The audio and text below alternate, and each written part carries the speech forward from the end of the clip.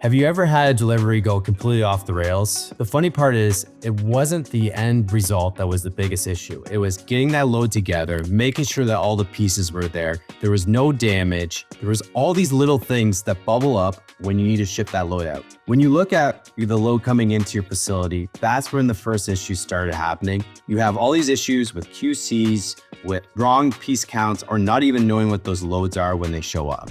We're gonna go through how to improve your receiving process so that everything goes as smooth as possible at your facility. You might not realize it, but your receiving process is what's causing this domino effect at your facility, creating all these issues. When you look at one load that comes in with one small issue, that compounds over time. If you look at the 1-10-100 rule, that means that $1 issue that came in turns into $10 as you start putting that away. When you go back and you start consolidating those loads together to ship out, you're already at your $100 mark. That's a huge compounding cost, and that's just on one item, one shipment. And you can see how over loads going in and out of your facility, that's going to compound and create a lot of issues at the end of the day. So how do we fix this? The first one is getting an idea of what's coming in and out of your facility. Now, in the ideal world, it would be getting ASNs being sent to you before your loads gets shipped out or received from your facility.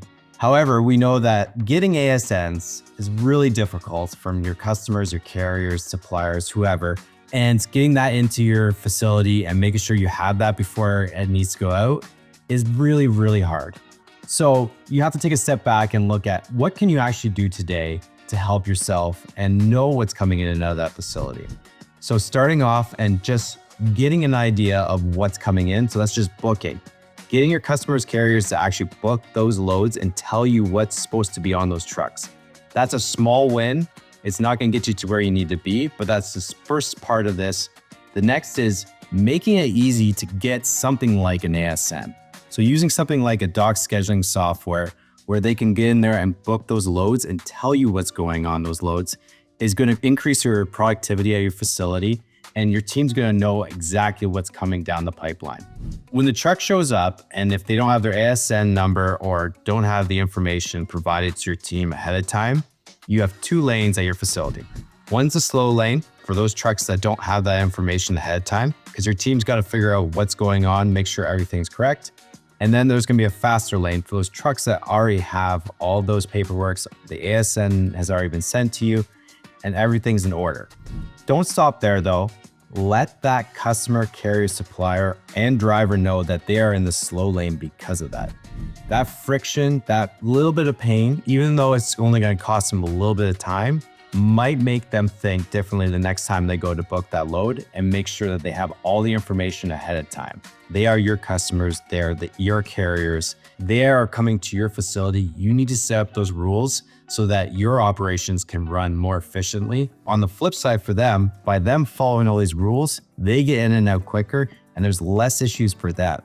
So you need to take control of your facility. Don't allow your customers and carriers push you around. There are things that you can control, and those are the things you really have to hold on to and make sure that your operations is running smooth through all that. One of the biggest things is how are those loads being utilized and put away when they hit your dock doors? So what I like to call is the tape method on the floor. But really what that means is when those loads hit your dock doors, what happens then? What's your team doing? What's that process look like? So is your team having to do QCs on the loads? Do they have to do piece counts? Where do they go after they are put on the dock doors or they're QC'd? How does that work? Looking at that whole process and making sure that it's really specific will really help out your team. So what I look at when I step into those receiving areas is making sure that those loads that come out for QCing, I have an area there. So this is where that tape on the floor method comes into play. Really what you're looking for is being able to put your loads to where they need to be, QC'd. All that is automated as much as possible. You can take pictures, you can reject loads, whatever that looks like, but there's a specific place for that.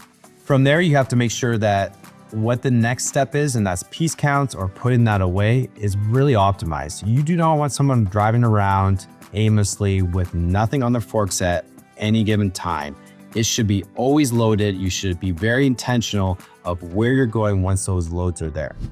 When I take a step back and I look at that process, I want to make sure that I have paint on the floor of where that QC part of the loads are. If there's rejected loads, where do I put those? If there's damages, where do I put those? Making sure that that's nice and painted and laid out so that your whole team knows where each of those loads go or those items go, so that you can make a better decision, but it's not in your way. An easy win for you is record your team for the day of the receiving process. So either if you have cameras set up or if you need to set up a camera on the floor, watch that process for the whole day. Now, I'd be watching that at 5x speed or even faster. What you're looking for is things that aren't uniform throughout the receiving process. You want to see that forklift driver do the exact same thing on all the loads coming in and out. This is not about tweaking just 1 or 2 little percent here. It's about looking at what you're currently not doing and what you're missing from that receiving process. So if it's piece counts or QC and they're doing it differently or putting away loads differently, you want to come back and implement a new process that streamlines that and make sure that you have a process there. This is before any tweaks that are going to go on. This is going to be an easy win for your team on that side. Once you have that process hammered down, there's another one that's going to be really helpful for your team. It's trying blind loads coming into your facility.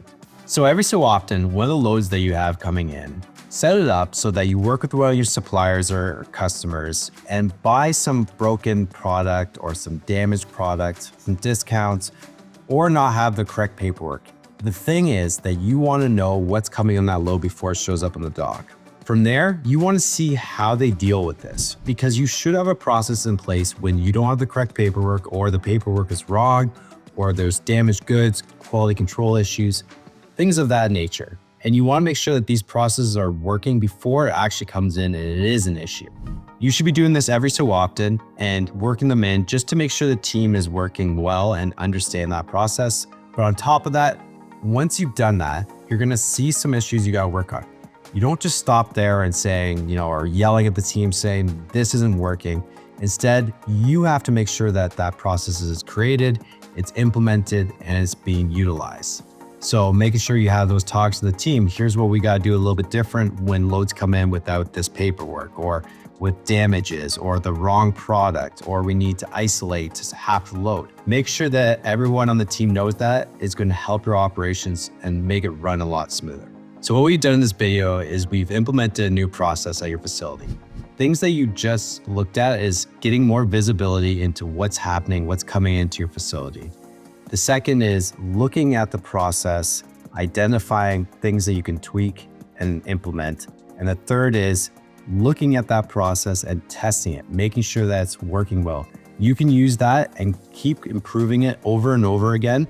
And what you're going to see in 6 months, you're going to start seeing your facility running a lot smoother. But the biggest thing is everyone's going to know what to do and what to do when something goes wrong. And that's the biggest thing is when everything's running smooth, that's not the hard part. It's when things go wrong and the team doesn't know the right actions to take. And by implementing the things you see in this video, you're going to start seeing your team making better decisions, and that's less headaches for you. Once you have this working and you have this loop in place, you're going to start looking at other challenges that warehouse managers are facing. Check out my next video to see how to improve those.